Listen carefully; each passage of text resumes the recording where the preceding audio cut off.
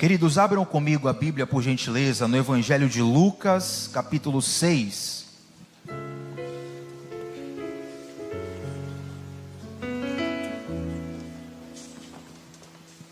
Evangelho de Lucas, capítulo 6. Nós vamos ler dos versículos 6 até o 11. E vamos conversar hoje sobre um dos milagres de Jesus. É um milagre onde o Senhor cura um homem que está com a mão mirrada. Talvez você já tenha lido essa história, e eu quero compartilhar algumas notas que o Senhor Deus colocou no meu coração, e eu oro com muita humildade e desejo que o teu coração esteja aberto a tudo o que o Espírito Santo tem para ensinar e ministrar nessa noite, amém? Todo mundo achou aí? Eu sei que a gente faz a transmissão, faço sempre questão de ressaltar, nós transmitimos a letra através da projeção, mas é importante abrir a Bíblia, saber onde o texto está. É importante tomar nota e, inclusive, sempre ressalto, eu não tenho problema algum com você mexer no celular durante a pregação, desde que seja para anotar alguma coisa. Já que você falou uma coisa aí que se eu não anotar agora eu vou esquecer, faz isso. Ou se você quer mandar esse link do culto para alguém, quer postar nas redes sociais, marcar a igreja, @LírioArmação, fique à vontade, só não deixe nada roubar a sua atenção. Tamo junto? Ih, rapaz, o pessoal não tá junto não. Tamo junto? Glória a Deus. Vamos ministrar juntos nessa noite. Eu vou ler aqui, gente, na NVT. Tá bom? Tá na NVT. Tem como botar na NVT aí, Dudu? Por gentileza. Só para nós ficarmos alinhados. Lucas capítulo 6, versículos 6 a 11. Eu sempre trago uma Bíblia de papel por precaução. Inclusive essa Bíblia aqui, ela tá mais para lá do que para cá, né? Já tem quase 20 anos essa Bíblia. E ela me acompanhou em muitos rolês que só realmente parando para te contar. Mas eu vou ler aqui na NVT, no celular mesmo, para facilitar. Lucas 6, a partir dos 6, diz assim: em outro sábado, enquanto Jesus ensinava na sinagoga, estava ali um homem cuja mão direita era deformada. Os mestres da lei e os fariseus observavam Jesus atentamente. Se ele curasse aquele homem, eles o acusariam, pois era sábado. Jesus, porém, sabia o que planejavam e disse ao homem com a mão deformada: venha e fique aqui diante de todos. E o homem foi à frente. Então Jesus lhes disse: tenho uma pergunta para vocês. O que a lei permite fazer no sábado? O bem ou o mal? Salvar uma vida ou destruí-la? E depois, olhando para cada um ao redor, disse ao homem: estenda a mão. O homem estendeu a mão e ela foi restaurada. E com isso, os inimigos de Jesus ficaram furiosos e começaram a discutir o que fazer contra ele. Olha que interessante, esse relato do livro de Lucas, no capítulo 6 especialmente. Na verdade, o capítulo 6 traz uma sequência de milagres sendo realizados. Esse em especial traz uma conjuntura bem carregada da cultura e da teologia da época. Na teologia da época, na interpretação daquele momento, dentre outras coisas, para a elite religiosa de Israel, fazer um milagre no sábado seria proibido, seria algo errado. Porque na verdade trabalhar no sábado é algo que, segundo a lei de Deus, eles aplicavam dessa forma. Agora, olha o perigo de muitas vezes nós sabermos do princípio, mas interpretá-lo de forma errada. Dizem por aí que a religião é uma das coisas que mais matam no mundo. Eu não tenho convicção disso, mas se eu olho para os números, para as notícias, para as situações, eu concordo que a religião é sim a motivação por trás de muitos males acontecendo no mundo. Você concorda comigo? Olha que interessante. Eu te garanto que a maioria das pessoas que matam em nome da religião, não todos, mas a maioria, está muito bem intencionado dentro da lógica da sua mente, dentro da lógica do seu coração. No fundo, aquela pessoa acha que está fazendo a coisa certa, mesmo que nós saibamos que essa pessoa está equivocada. Mas se você pede para essa pessoa explicar por que tirar a vida de alguém, por que cometer um atentado, por que fazer o mal de alguma forma, você vai perceber que por trás desse mal há uma justificativa, inclusive teológica. Isso é muito perigoso. Olha como é perigoso você aprender algo da maneira equivocada. Por isso eu quero te convidar para que nesse ano, aproveite que o ano está começando, você invista no conhecimento da sua vida espiritual. Na nossa igreja nós temos, além dos cultos, além dos grupos de comunhão, tem curso de batismo, tem curso de discipulado. Os ensinamentos, eles estão de muito fácil acesso nos dias de hoje. Mas não perca a oportunidade de aprender as coisas da forma certa, amém? Tem ali o princípio do sábado nos 10 mandamentos, perdão. E é interessante que esse mandamento do Senhor de descansar no sábado, esse princípio que tem a ver com descanso, não fala sobre um cansaço de Deus. Deus primeiro descansa, depois Ele ordena: no 7º dia descansarás. Faço uma pergunta para vocês: Deus estava cansado quando descansou? Não. Então isso significa que o descanso não tem a ver apenas com a fisiologia, mas com um princípio espiritual. Lembro-me com muita alegria de uma pregação há algum tempo atrás do pastor Diogo aqui, onde ele falava sobre o descanso, o sábado, que no original é o Shabat, e ele trazia a aplicação de que a palavra Shabat pode ser aplicada para a nossa vida como um desista. Desista de fazer tudo nas suas forças. Mas a coisa foi passando o tempo e os líderes da lei começaram a interpretar de um modo equivocado. Por exemplo, eu vou trazer uma de muitas interpretações de rabinos judeus, tá? Não saia por aí dizendo: olha, Tiago falou que o judaísmo pensa assim. Não é isso. Tinham várias linhas de pensamento judeu. Eu vou te trazer uma como curiosidade. As pessoas perguntavam, afinal de contas, o que é trabalhar no sábado? Porque eu não quero errar contra a lei de Deus. E uma das linhas rabínicas dizia, por exemplo, que se alguém quisesse cuspir no sábado, que não cuspisse sobre a terra, mas que cuspisse sobre a pedra. Aí você me pergunta por quê? Porque cuspindo sobre a terra seria uma forma de o seu cuspe, a sua saliva, empurrar a terra, e então a terra estaria sendo arada no sábado. Então, se for cuspir, não cuspa na terra, cuspa na pedra. Tiago, isso é absurdo. Eu concordo com você, mas eu estou te trazendo sim um exemplo extremo, para você entender como o equívoco sobre o mandamento de Deus pode levar a uma atitude completamente distante da vontade de Deus. Você pode, e há o risco em nossas vidas, de nós estarmos sinceramente equivocados. Você reconhece que corre esse perigo, sim ou não? Precisamos ser humildes todos os dias, diante de Deus, e principalmente colocar diante do Senhor em oração a possibilidade de nós estarmos equivocados. E abre o teu coração para o que Deus quer te ensinar. Então aqueles mestres da lei estavam ali diante de Jesus num sábado. E Lucas nos fala que os mestres da lei estavam ali não para aprender de Jesus, mas para buscar uma ocasião contra o mestre Jesus. É interessante que diante de Jesus sempre há 3 tipos de pessoas.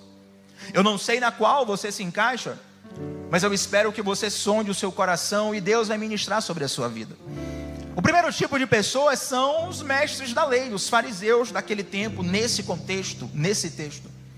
Os fariseus estavam constantemente próximos a Jesus e ao mesmo tempo, que contraditório, distante dele. E é tão comum, infelizmente, que nós estejamos tão próximos de Jesus, tão próximos de um culto, tão próximos de um ritual, mas completamente distantes do Senhor. A coisa chega a ser tão grave que esse mesmo Jesus, num determinado momento, ele olha para a elite religiosa de Israel, a saber, os fariseus, e diz: vocês honram a Deus com os lábios, mas o coração de vocês está distante desse mesmo Deus. Você pode até fazer uma cara e fingir algo para alguém, mas diante de Deus, o profundo e o oculto do seu coração está exposto. Agora, a ideia não é você mudar porque Deus já sabe. Tiago, me descobriram, então vou mudar. Não, a ideia não é essa. A ideia é que você desfrute um pouco mais do Senhor. Eu te faço uma pergunta: quanto você pagaria para poder estar tete a tete com o Mestre Jesus? Ah, Tiago, mas nós já temos Jesus todos os dias. Não, mas não é disso que eu estou falando. Estou falando de vê-lo fisicamente na sua frente. Rapaz, Tiago, eu queria estar lá no milagre tal. Queria estar lá naquela história. Eu ouvi crente falar assim: não, Tiago, eu queria voltar naquele tempo, ele ia pegar Judas, rapaz. Ele não ia morrer enforcado na corda, nem eu mesmo ia enforcar ele antes de fazer aquilo com o mestre. São os Pedros da vida, né? Nunca te trairei, Jesus. Não te deixarei entregar. E é interessante que aquelas pessoas, elas estavam diante de Jesus e não conseguiam desfrutar de Jesus.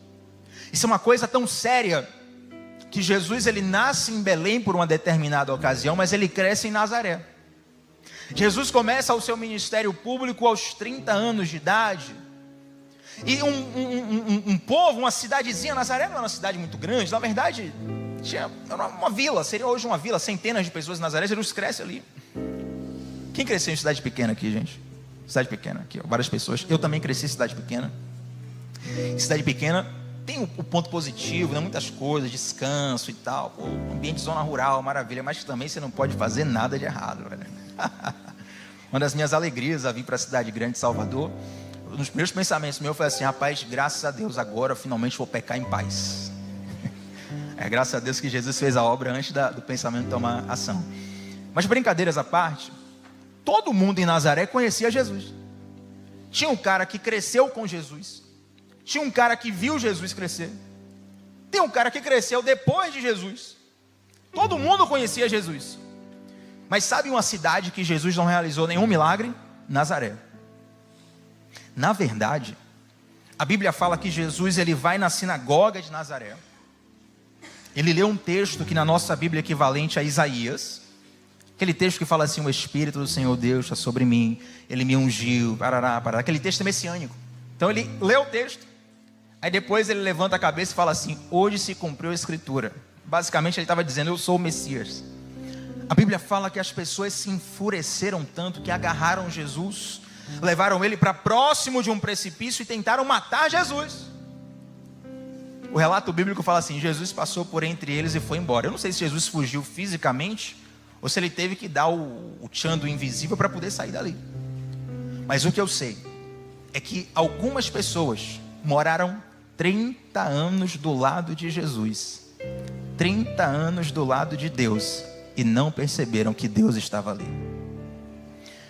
Quantas vezes nós deixamos de desfrutar das coisas de Deus porque nós achamos que Deus só está nas coisas espetaculares? Quantas vezes nós deixamos de viver coisas espetaculares dentro da simplicidade porque desprezamos as coisas simples? Eu oro para que nunca o nosso coração seja encontrado como os dos fariseus, que estavam sempre próximos de Jesus e nunca aprendiam com Jesus. Mas tem um segundo tipo de pessoas, são os caçadores de milagres. Os caçadores de milagres, eles ouviam falar sobre Jesus e eles iam para onde Jesus ia. Tem vários textos bíblicos onde a palavra de Deus nos fala que as pessoas apertavam Jesus, buscavam Jesus. Tem um milagre lindo da mulher do fluxo de sangue, que ela tem uma ideia sensacional. Ela falou: não vou conseguir pegar esse cara, se eu tocar na veste dele, eu vou só tocar na veste e ir embora. Quando ela toca na veste, dispara tudo. Interessante isso. Mas os caçadores de milagres, embora vivam coisas extraordinárias da parte de Deus, muitas vezes eles perdem a chance de se aprofundar com o Senhor. Afinal de contas, eles só estão em busca dos milagres. São aqueles fiéis sazonais, que só vêm buscar ao Senhor quando tudo deu errado na vida deles. Você conhece alguém assim? Rapaz, já me veio uns 3 nomes na mente aqui, não posso falar. Mas se quando a coisa aperta, a pessoa é mais escondida que o mestre dos magos, mas ela brota lá no WhatsApp, no Instagram, até ao vivo mesmo. Eu falo: irmão Tiago, quanto tempo? Oh, querido, graça e paz. Ora por mim. Eu não quero julgar essas pessoas, a ideia não é essa, e nem ridicularizar. Mas para os caçadores de milagres, Jesus dava ensinamentos que eles não pegavam. Por que eles não pegavam? Porque o coração deles não estava interessado naquilo. É como se, por exemplo, na hora dos avisos, você voasse a atenção na igreja. Porque você fala assim, os avisos, a mesma coisa, tá, pô. Deixa eu ver aqui o celular, deixa eu ver tal coisa, deixa eu ir no banheiro, deixa eu beber água. Blá, blá, blá. Aí quando acontece algo importante na igreja, não estava sabendo, poxa, mas avisou todo o culto. Por quê? Porque no fundo, por mais que tenha entrado um som no teu ouvido, o teu coração não estava atento. Quem está entendendo? O problema de ser um caçador de milagre é que Deus nos enviou Jesus e muitas vezes nos apegamos tanto ao milagre que desperdiçamos a chance de estar com o Deus do milagre. Quem já assistiu aquela série The Chosen? The Chosen. Vou dar um pequeno spoiler. E tem um spoiler na série, embora a série é Bíblia, tá, gente? Não é lá da Bíblia, não tem muito spoiler, né? Mas tem uma parte que é uma licença poética que eles usam. Não está registrado na Bíblia, é uma licença poética que eles usam. E na minissérie The Chosen, que é sobre a vida de Jesus, dos discípulos, tem 2 Tiagos que são discípulos de Jesus. Aí a série chama de Tiagão e Tiaguinho, né? No meu GC lá só tinha um Tiago. Chegou outro Tiago do meu GC. O outro Tiago tem 2 metros de altura, grandão. Ele virou Tiagão, eu virei Tiaguinho. E aí é interessante que um dos Tiagos, não me lembro agora qual é, lá na terceira temporada, ele na série é manco, ele é manco, né? Ele anda com cajado, ele é manco. E aí chegou aquela parte que Jesus manda os discípulos irem pelas aldeias curando enfermos. Aí um discípulo fica olhando para o outro, falou, rapaz, a gente vai curar? Como é que você vai fazer um ritual aí? Você vai, né? Digimon, Digivolve, né? Pokémon evolui alguma coisa? Não, eu estou mandando, vocês vão e aparecer um doente, você impõe a mão, vai curar. Aí Tiago pede para poder ter uma conversa com o mestre, né? Tá todo mundo surpreso assim. Imagine, velho. Ei, Fred, Deus te dá um superpoder. Fala, Fred, a partir da semana que vem, no teu trabalho, você vai ter o superpoder de curar. Rapaz, você fica assim, não. Aí Tiago chega para Jesus e fala, Jesus, eu quero conversar com você. Tiago chega mancando, né? Quero conversar com você. Aí Jesus, pois não, Tiago, diga aí. Jesus, você falou que a gente vai, né? Nas aldeias, curar e tal, aquela coisa. Aí Jesus, tipo, eu estou aqui mancando. E aí? Como é que eu vou curar alguém se eu estou mancando? É interessante que Jesus ele traz um discurso. Aí você vai ter que assistir a série. Mas Jesus traz um discurso onde ele coloca no coração do Tiago o seguinte. Ele fala, olha, muitas vezes você vai inspirar alguém curando a pessoa. Outras vezes você vai inspirar alguém a me servir, mesmo que eu não faça aquilo que você quer. Às vezes, o teu maior testemunho é um milagre que você recebeu. Outras vezes, o teu maior testemunho é um milagre que você não recebeu, mas ainda assim você mostrou que o teu coração permaneceu em Deus. O problema de ser um caçador de milagre é que você fica limitado. Se Deus fizer, glória a Deus. Você fica até famoso, sai gravando DVD, contando tua história. Mas e se Deus não fizer? Aí vem o terceiro nível, o nível dos discípulos. Os discípulos eram aqueles que nem sempre recebiam milagres, mas eles compartilhavam do coração de Jesus. Em diversos ensinamentos que hoje temos a Bíblia para estudar, meditar, refletir, mergulhar, os discípulos ouviam a pregação de Jesus e falavam assim, rapaz, não estou entendendo nada, Jesus, aquilo que você falou e tal, e Jesus tem que explicar. A ponto dos discípulos falarem assim, irmão, por que você falou de uma forma tão complexa, tão difícil? Aí Jesus fala assim, é porque eu não queria que eles entendessem, mas a vocês eu apresento os meus segredos. Ouça uma coisa, mais do que colocar a mão no bolso de Jesus, nós somos convidados a compartilhar do coração de Jesus. E não há riqueza maior do que o mestre abrir as profundidades e os segredos do céu com você. Agora tem coisas que nós só aprendemos mediante cenários de dificuldade. Então se faça a pergunta, se você é um fariseu que está próximo de Jesus, mas não desfruta dele, se você é um caçador de milagres, ou se você é um discípulo, eu não sei o que você é, mas eu sei o que você é chamado para ser. Nós somos chamados para sermos discípulos de Jesus. Quando Jesus comissiona os 12, e ele comissiona na verdade a igreja, ele fala assim, ide e pregai e fazei discípulos. Se um dia a palavra chegou para você, é porque Deus, Ele pode realizar milagres na sua vida, mas acima disso, Ele quer te fazer um discípulo, uma discípula do Senhor. Quantos recebem essa palavra aqui? Agora o interessante é que, muitas vezes, quando nós estamos com o coração fechado para Deus, nós não percebemos algumas contradições que ocorrem em nossa vida por conta da religiosidade. Afinal de contas, a religiosidade, ela transforma o nosso coração num tribunal. Eu odeio fazer isso, mas eu vou ter que fazer. É só para beber água. Olha para a pessoa que está do seu lado e diz assim: a religiosidade transforma o seu coração num tribunal. Só para beber água. Continue me amando.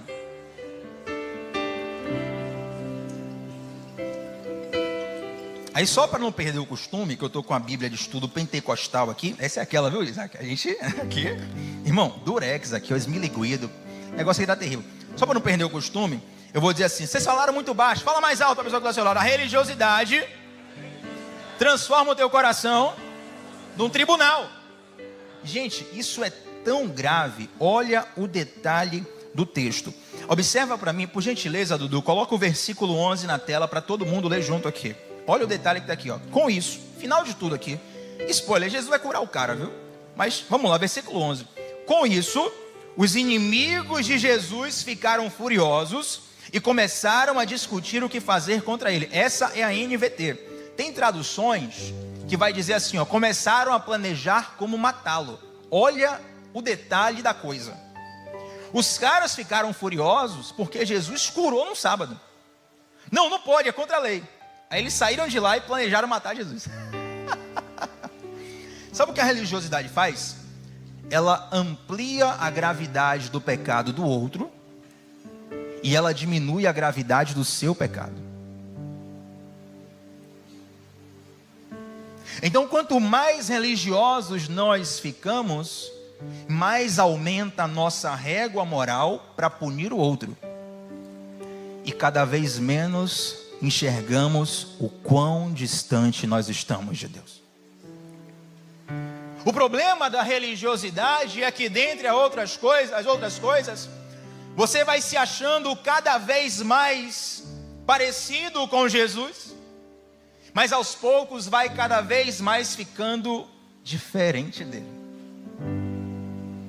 Não seja, e cuidado, não seja um religioso a ponto de tentar fazer algo em nome de Deus, fazer algo contra Deus em nome de Deus. O problema da religiosidade é que, salvo um ar-condicionado muito forte, um freezer muito forte, as coisas elas vão esfriando aos poucos, né? Não sei que você bote uma garrafa que proteja a temperatura. Se você bota uma água quente, por exemplo, na geladeira, ela vai ali perdendo o calor aos poucos. Se você colocar e tirar na mesma hora, você não percebe, mas a água já trocou o calor ali. Se deixar passar um tempo, você percebe a diferença. A religiosidade não é algo que salta aos nossos olhos de vez. A religiosidade vem nos transformando aos poucos, de modo quase que imperceptível. Meu Deus, Tiago, então como fazer para não ser refém dessa religiosidade? Não ter um coração tão enganado assim, eu quero fugir disso, como que eu posso fazer? Nós precisamos, dia após dia, permanecermos humildes diante do Senhor, diante da palavra de Deus e abertos aos ensinos do Senhor.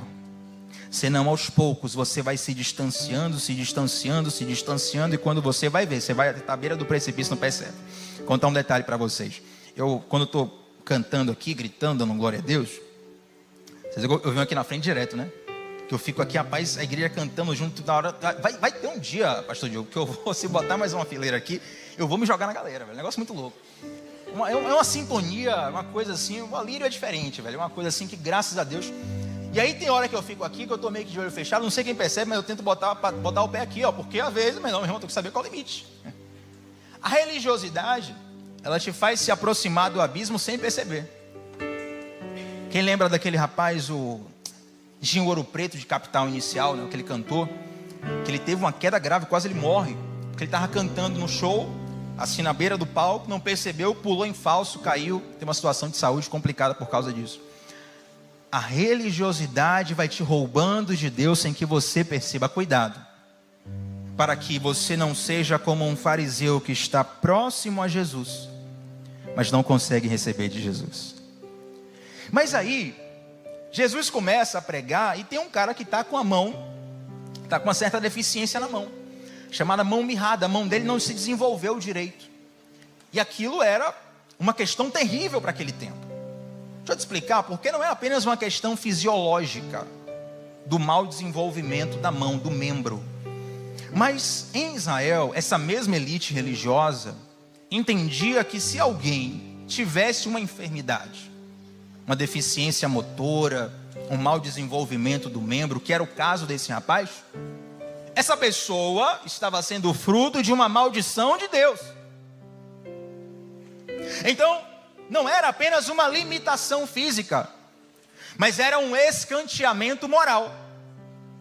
Certamente esse rapaz vivia escondendo a mão, porque mostrar a mão mirrada, segundo a cultura da época, era mostrar que Deus está te punindo por algo de errado que aconteceu na sua vida ou na sua família. É basicamente dizer: Deus não gostou de você e colocou uma maldição sobre você. Aquele homem está com a mão mirrada. Provavelmente ele está numa condição ali escondendo a mão, ou quem sabia que ele estava com a mão mirrada não lhe dava tanto crédito. E Jesus olha para aquele homem e chama ele para o centro. Rapaz, tem hora que a gente tenta se esconder e Jesus coloca o holofote em cima da gente, né? Mas sabe o que aqui isso nos ensina? É que toda cura, ela passa por um processo que envolve exposição. Toda cura passa por um processo que envolve exposição. Agora, trazendo o comparativo, o pecado não é, por exemplo, algo que você cura com um band-aid, não é um arranhãozinho pequeno. O pecado é o grave. Se você precisa de uma cirurgia profunda em algum órgão do seu corpo, uma equipe médica vai precisar te abrir no meio para poder te operar e te transformar. Você vai ter que estar exposto a situações que você não gostaria. Porém, muitos, não todos, mas muitos dos processos que Deus opera em nossa vida envolve situações incômodas que, se nós pudéssemos fugir, nós fugiríamos. Mas Deus, como Ele sabe que a gente fugiria, muitas vezes Deus, Ele vai nos cercando sem nem a gente perceber, vai nos cercando sem nem a gente perceber, até o ponto em que você sempre acaba diante do Mestre Jesus. Se você tem um chamado na sua vida, não adianta fugir, o teu chamado vai te perseguir. Se você tem uma promessa de Deus na sua vida, não adianta fugir, a promessa vai te perseguir. Se você tem algo do Senhor na sua vida, e talvez alguém aqui possa dizer: Tiago, eu sou essa pessoa, não adianta correr.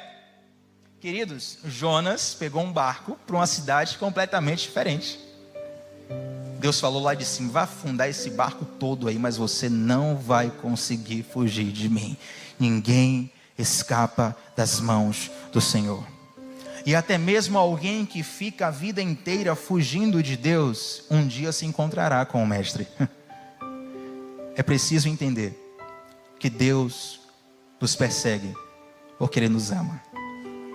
Tem aquela música, não precisa puxar não, avisar que agora não é aquela não, aquela é outra aqui agora. Que é... Eu combinei um negócio, Isaac. Não é aquela agora não. Mas tem aquela música... Teu amor é como de um pai e de um irmão. Não precisa tocar não. Como a garra de um leão, assim como nenhum outro. Violentamente persegues e me abraças, me envolves em quem tu és. Aí eu estava ouvindo a primeira música do louvor hoje, quem lembra? Furioso Oceano. Furioso oceano, vem fluir dentro de mim, estou me afogando em ti. Deus, Ele nunca vai te abandonar. Seja por te consolar, ou seja por te perseguir, mas Deus nunca vai deixar de correr atrás de você. Aí você escolhe quando se entrega, se agora ou se resiste mais. Paulo teve que cair e ficar cego. Eu espero que nós não cheguemos a esse ponto, porém observe que ficar cego é coisa boa, gente. Ainda mais a experiência de Paulo. Paulo estava andando no lugar, de repente vê uma luz, um clarão, sei lá como foi. Ele começa um diálogo com Deus, ele cai, fica cego e tal, e vê uma voz lá do céu, do além, voz vem do além. Saulo, Saulo, por que me persegues? Rapaz, na hora ia desmaiar, velho. Fala, rapaz, sei lá, velho. O que é que você quer que eu faça? Situação terrível. Ele fica 3 dias cego, a experiência dele está registrada lá em Atos, mas é interessante que, por mais doloroso que foi aquele encontro, por mais impactante que foi aquele encontro, Deus sabe do tipo de encontro que você precisa. Nós muitas vezes queremos correr de situações que Deus sabe que nós precisamos. Por quê? Porque às vezes, a maioria das vezes, se for mais suave do que é, a gente não percebe. Se for mais suave do que é, a gente descarta. Então o Senhor se apresenta para nós da forma necessária. Talvez, se aquele homem da mão mirrada soubesse que ele seria chamado à frente da igreja naquele dia, ele nem iria. Rapaz, eu lembro de uma história. Tem um pessoal que me acompanha do interior, né? Que eu cresci, não posso contar muita coisa não. Mas teve um pregador lá, pregando na minha igreja lá no interior. Eu cresci nessa igreja, né? Aqueles pregador que revela tudo. Revelava RG, CPF, revelava teu pensamento, revelava tudo, irmão. Aí fizeram um congresso na igreja. Esse pregador pregou 3 dias. Então no primeiro dia, ninguém conhecia ele. Primeiro dia, né? Rapaz, Deus usou assim de maneira poderosa. Revelação, cura, salvação. A pregação do cara era a Bíblia pura, uma coisa assim de Deus, do céu.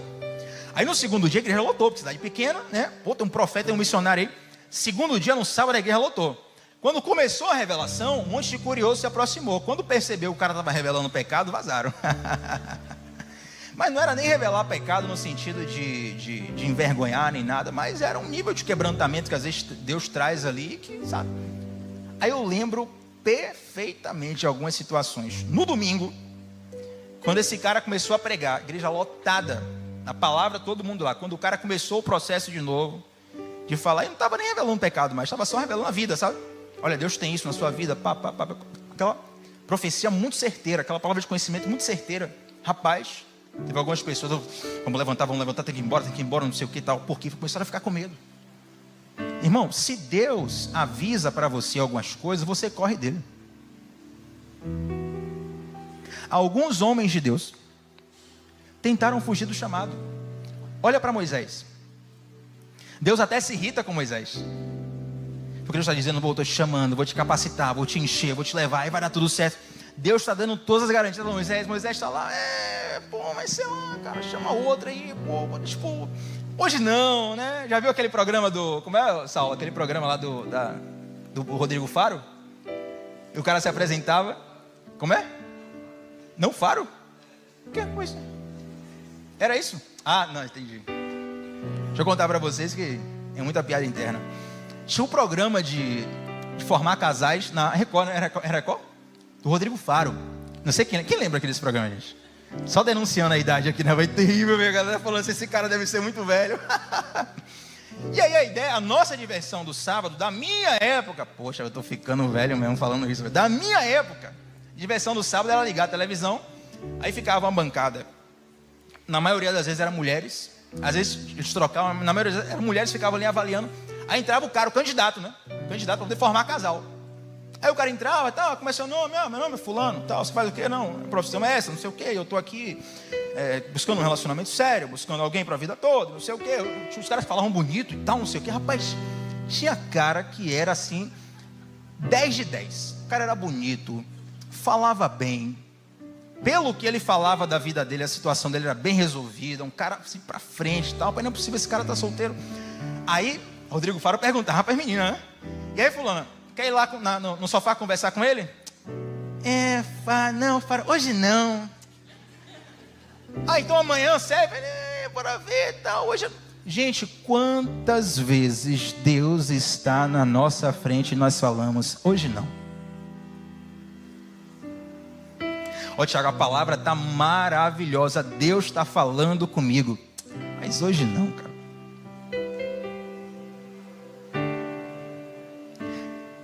Não é você que decide o calendário de Deus, é Deus que tem uma agenda para a sua vida. E é por isso que muitas vezes Deus chega sem você esperar, porque se você esperasse, você fugiria. Mas Deus tem a coisa certa no tempo certo para você. Só que para usufruir da história que Deus tem para você, para esse cara entrar na história da Bíblia, estamos falando dele hoje, filho, vem aqui para o meio. Aí ele deve ter chegado lá, eu não sei como a mão dele estava, mas Jesus fala assim, ó, estica a sua mão. Rapaz, Jesus tem uns negócios assim, eu sou apaixonado por Jesus, velho. A mulher lá do poço, né? Me dá um pouquinho de água. Ah, você é judeu, não vou te dar água. Se você soubesse quem eu era, você que me pediria água. Então me dê essa água. Vai lá chamar teu marido. O quê? Você conversa assim do nada, tá? Me dá um copo d'água aí e tal. Não te dou água não. Se você soubesse quem eu sou, você que me pediria água. Então me dê a sua água. Vai lá chamar teu marido. O que tem a ver, velho? A mulher deve ter arregalado os olhos e ele fala, você não tem marido porque você já teve 5 e o que você está agora. Aí Jesus chama um cara para o meio, aí fala assim, agora estica a sua mão aí.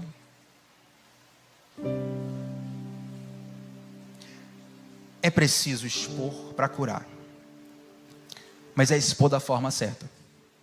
Eu não estou te convidando a, por exemplo, você chegar na rede social, em sua casa, no Instagram, e colocar lá no Stories, aqui, todos os meus pecados aqui no Stories, porque o pregador lá falou para expor. Muitas vezes a exposição errada é até uma forma de você colocar o orgulho do teu coração para fora. Aqui, ó, eu exponho mesmo, não tenho vergonha. Não é assim, gente. É preciso expor para a pessoa certa. Agora, por que muitas vezes não somos libertos? Porque expomos para o Jesus espiritual, o Jesus invisível, mas não confessamos para o Jesus visível. Tiago, quem é o Jesus invisível? É o que está no céu. Quem é o Jesus visível? É o que está do seu lado aí. Lá na carta de Tiago, Tiago fala assim, ó, confessai as vossas culpas uns aos outros, para que sareis. Quando você chega no teu quarto, você cometeu um pecado, você se ajoelha e ora a Deus, fala assim, Deus, cometi tal pecado, me perdoe, estou sinceramente arrependido. Deus ouve a tua oração, amém? Ele te perdoa. Mas por que tem pecados que nós, mesmo estando sinceramente arrependidos, a gente não consegue se libertar? Porque nós recebemos o perdão, mas não recebemos a cura. Dizem por aí, posso estar até falando errado, mas é o exemplo que me veio, que é meio nojento. Você vai, continue me amando até o final dessa mensagem, pelo menos. Quando era criança, toda criança já teve aqui, ou quase todas, o tal do furúnculo. Quem já teve furúnculo aqui, gente? Então vocês estão proibidos de ficarem com o nojinho, tá? O tal do furúnculo tem um negócio do carnegão, né? Posso estar falando a maior besteira do mundo aqui, mas todo mundo está me entendendo. O tal do carnegão, sempre falavam na infância assim, olha, se não tirar o carnegão, o furúnculo volta. Ele se manifesta de outra... Quem já ouviu isso aqui, gente? Então se é fake news, todo mundo aqui caiu, está todo mundo junto, vai todo mundo... Mas é interessante que tem pecados que você até espreme lá o pus, tira aquela infecção, fala assim, a partir de hoje eu não faço mais. Fiz um voto com Deus, estou crente, furioso, oceano, vem aqui me curar e tal, e você está aqui no culto de quarta-feira ouvindo a palavra, rapaz, aquele homem foi curado, eu vou ser transformado agora, e você vai cair no mesmo pecado. Por quê? Porque o perdão vem quando você ora, a cura vem quando você confessa. Até porque a confissão, ela envolve uma exposição que vai te mostrar o quão danoso é o pecado que você comete. Quando você confessa a Deus no seu quarto, você não tem tanta noção do quão danoso é aquele pecado. Quando você precisa confessar para alguém, o nível de vergonha, digamos assim, que você passa, te dá uma noção do quão grave é aquilo que você cometeu. Se não fosse grave, você não tinha vergonha de falar. Você não ia sofrer tanto, suar frio, ficar desesperado, nervoso, tremendo, querendo esconder. Então, a cura envolve exposição. E muitas vezes nós temos medo da exposição porque achamos que Deus quer o nosso mal e não confiamos que Ele quer o nosso bem. Pensa comigo, imagina que você é uma casa. Não é que você tem uma casa, você é uma casa. E Jesus entra nessa casa. No teu coração, Jesus entrou ali na sala de estar. E aí Jesus entra lá e você começa a apresentar a sua casa para Jesus. Fala aqui, olha Jesus, aqui é a sala de estar da minha casa. É quem eu sou, é o meu diploma, é o meu estado civil, é o que as pessoas conhecem, que essa aqui é a minha sala. Aí você leva daqui a pouco Jesus para a cozinha. Jesus, aqui é a cozinha da minha vida.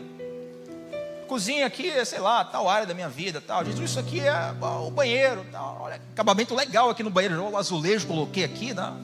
A telha assim, o box, tal, o vaso sanitário, porcelana, negócio terrível.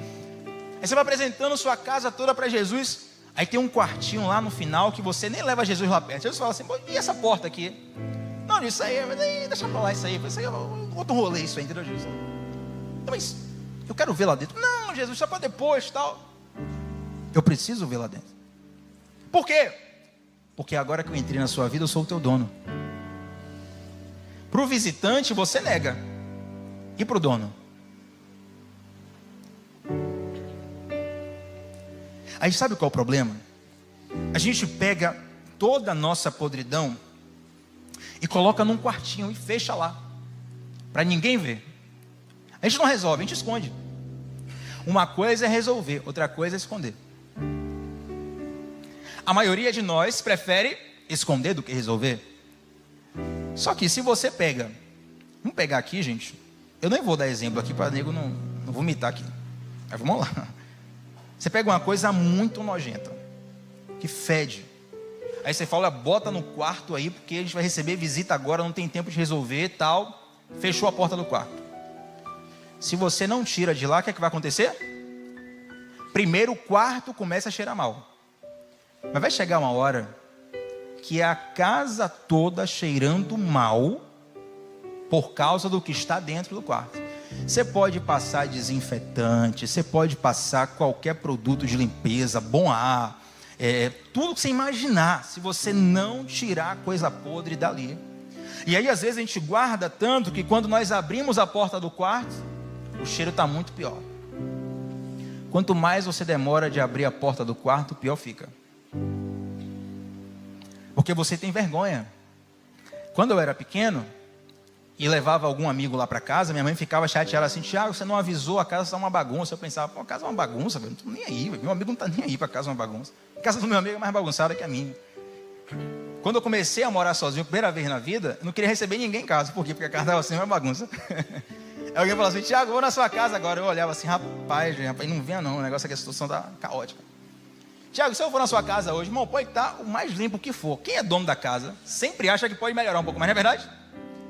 Agora, nós precisamos lidar com as coisas que estão apodrecendo na nossa vida. Jesus fala assim, ó, estende sua mão. O cara toma a decisão de estender a mão. Jesus força alguém a algo, gente? Sim ou não? O cara toma aquela decisão de estender a mão, misericórdia, passei do horário, me perdoem, já vamos terminar. Rapaz, me emocionei aqui, velho. Me perdoe, gente. Vocês me amam? Então já vamos encerrar. 2 minutinhos, quem me dá 2 minutos aqui? 2 minutos. 2, 4, 6, 10, maravilha. Olha que interessante. Jesus manda o cara estender a mão. Tem o diálogo com os fariseus. Jesus cura o cara. E os fariseus saem de lá furiosos. Observe. De todas as pessoas que estavam ali, provavelmente quem menos sabia sobre Deus era aquele doente. Havia ali mestres da lei. Pessoas que sabiam a palavra do Senhor de cabo a rabo. Pessoas que poderiam ensinar para você toda a teologia judaica. E tinha um homem deficiente. Todos os grandes mestres da lei que conheciam tudo sobre Deus e teologia saíram de lá da mesma forma ou até pior.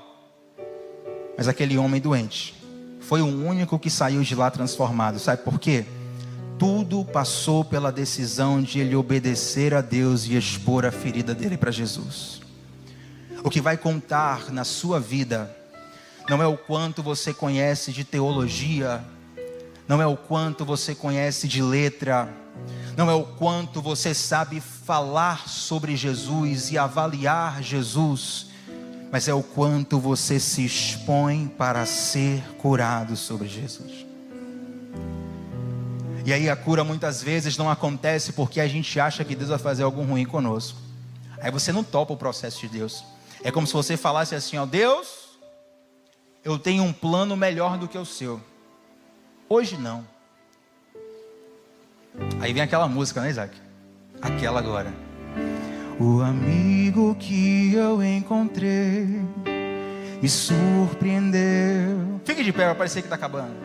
Quando todos me deixaram, Ele me acolheu e sarou minhas feridas, das algemas me livrou. Lhe falei do meu dilema e Ele me escutou. Lhe falei do meu passado e me perdoou. Aleluia. Isso teve um alto preço que Ele já pagou. Me mostrou as mãos feridas por amor de muitas vidas, e uma dessas muitas vidas era eu. Deus não está falando com isso é para acabar mesmo, né? Isso é para acabar. Deus não está falando com terceiros. Essa mensagem, Tiago, lembrei de alguém que precisa escutar essa mensagem. Glória a Deus. Mas hoje é uma palavra para você investigar o teu coração. Não é uma mensagem de apelo para quem quer aceitar Jesus. É uma mensagem para quem quer abraçar os processos de cura do Senhor. E vai envolver uma exposição santa, onde você acha que está passando vergonha, mas na verdade você está vivendo um milagre que vai abençoar muitas vidas. Hoje nós estamos aqui falando da história de um homem que entrou despretensiosamente numa sinagoga e teve a mão curada, teve a vida transformada. E 2000 anos depois, Deus está falando aos nossos corações através da vida desse homem. Sabe o que isso significa? É que quando você diz sim para o Senhor e quando você abraça o que Deus está te chamando, essa obra nunca termina em você. O teu sim, um dia, vai reverberar na vida de muitas pessoas. O teu sim, um dia, vai reverberar na vida de muitas pessoas. Feche os seus olhos nessa noite. Quem nesse mundo amor tão grande pode ter, de entregar a própria vida sem temer? Quem já sentiu a dor de ser cravado em uma cruz, pagando pelos erros que não cometeu, e olhar nos olhos de quem tanto mal lhe fez? Ele olhou para nós, aleluia, e sem ressentimento oferecer perdão. Quem pode ser melhor amigo que o Senhor, que pelo servo a própria vida renunciou? Quem pode ser melhor amigo que o Senhor, que pelo servo a própria vida renunciou? Ó Senhor Deus, eu te dou graças, Pai, nessa noite, por aquilo que o Senhor ministrou aos nossos corações. Eu oro, Pai, para que nós nunca sejamos achados, Pai, como pessoas que estão próximos de Ti e tão distantes. Ó Deus,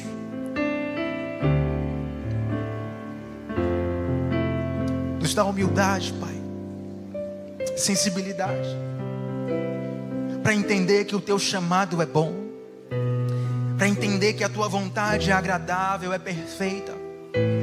Nos dá sabedoria, Senhor Deus, para entendermos que quando o Senhor nos expõe é para o nosso bem e não para a nossa vergonha. Nos dá fé, ó Pai, para crermos que tantas situações que inicialmente nos parecem cilada, quando nós vamos perceber, na verdade, é o Senhor preparando uma grande transformação em nossa vida. É o Senhor preparando um grande milagre na nossa vida.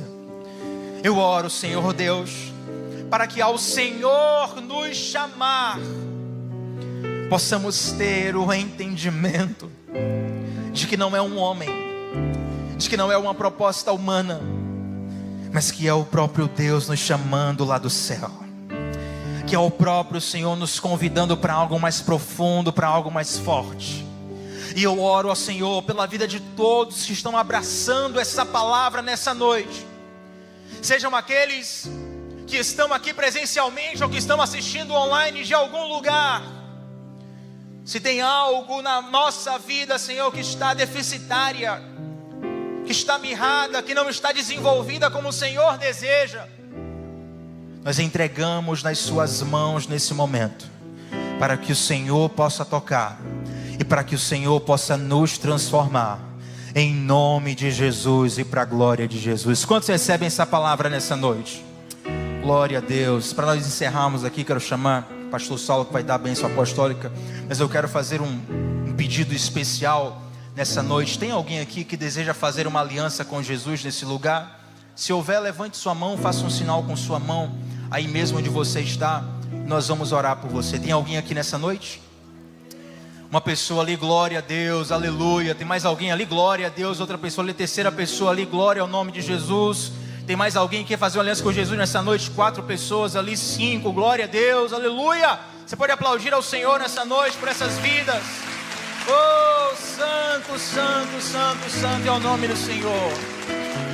Eu peço sinceras desculpas pelo horário, me excedi um pouco, mas eu quero bem rapidamente convidar vocês que levantaram as mãos para vir aqui à frente. Vem bem rapidinho, fiquem tranquilos, a câmera não pega em ninguém.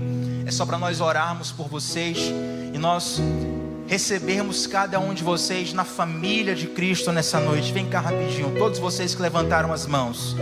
E quero louvar ao Senhor pela vida de cada um de vocês. Louvado seja o nome do Senhor. O pastor Saulo vai estar fazendo a oração por essas pessoas que hoje fazem uma aliança pública com Jesus e também liberando a bênção apostólica. Deus abençoe a todos. Amém, Senhor. Tiago falou sobre exposição. O lugar onde você mais se expõe é, por exemplo, num consultório médico. O médico é alguém que você entra lá, tira a roupa e fala assim: me corte. Esse tipo de exposição que essas pessoas estão fazendo aqui agora é o reconhecimento de alguém que precisa ser cortado, de alguém que precisa ser tratado, de alguém que precisa ser exposto. Mas o grande benefício é que o médico que está aqui presente é também o nosso melhor amigo. É alguém que não vai te violar, é alguém que não vai abusar da sua confiança, é alguém em quem você pode confiar a sua própria vida, a sua intimidade, a sua integridade, a sua história, seus segredos, seu futuro, seu destino. É isso que nós fazemos. Quando nós confiamos nele, quando nós percebemos que além de ser um perito, ele nos ama. Além de não conhecer derrota, ele não conhece outra linguagem que não a linguagem do amor, que não a linguagem do abraço, a linguagem do acolhimento. Quando a gente entende com quem a gente está conversando, a gente não se importa mais de se expor. Eu acho que ninguém aqui tem mania de sair gritando pelo meio da rua. Mas vá seu filho atravessando a pista sozinho. Qualquer um sairia gritando no meio da rua na mesma hora e não se importaria de estar se expondo, porque é uma causa maior em jogo. Eu quero dizer que a sua salvação é uma causa maior, e a entrega da sua vida, o seu futuro, o seu coração, o destino da sua alma é a causa maior que temos a tratar hoje. Essas pessoas estão aqui desesperadas gritando: eu preciso de salvação, eu preciso ser tratado por esse médico, eu preciso. E por isso não estão se importando em se expor. Se tiver alguém mais que também queira se expor aqui na frente agora, para ser tratado por esse médico, alguém que de repente esteja distante do Senhor e reconheça essa doença e queira dizer: eu também preciso ser tratado, ainda dá tempo. a gente pode orar por você, pela sua vida. Se alguém mais quiser, Mari vai cantar só uma estrofezinha. É o tempo de você vir. E a gente ora. Tiago passou do tempo, já era. Glória a Deus por sua vida, meu irmão. Glória a Deus por sua vida. Glória a Deus. A porta do consultório está aberta. O doutor está higienizando o bisturi. Se alguém mais precisar ser cortado, ser tratado, se alguém tiver furúnculo para ser aberto aí, Ele vai te purificar hoje. A consulta é de graça. O preço Ele já pagou. Por amor de muitas vidas, e uma dessas muitas vidas era eu. Que nesse mundo amor tão grande pode ter,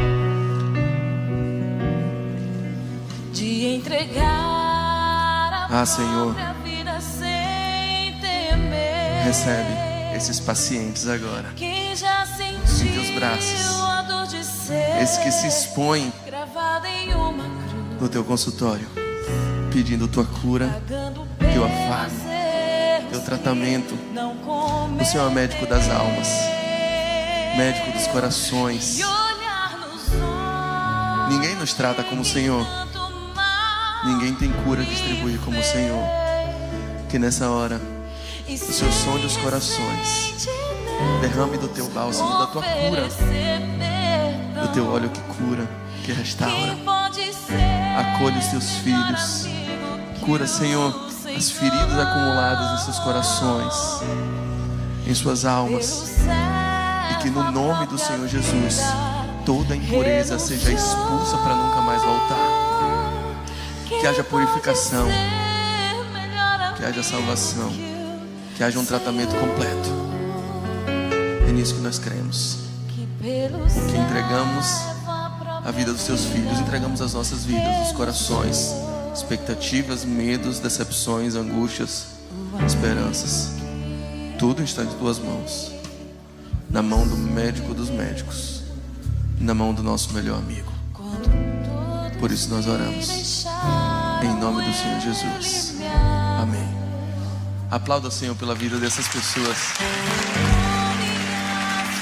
Que o Senhor os abençoe poderosamente e confirme em seus corações os seus nomes escritos no livro da vida para todo sempre. Em teu nome, Pai, nós dizemos que o amor de Deus, que a graça do Filho, que a comunhão restauradora e terapêutica do Espírito Santo estejam sobre toda a igreja, sobre todo aquele que passou pelo consultório do médico dos médicos, todos aqueles que se expuseram diante de Ti, desde agora e até o céu. Amém, amém e amém. Que o Senhor te abençoe e te conduza em segurança até sua casa. Lhe falei do meu passado e me perdoou. Isso teve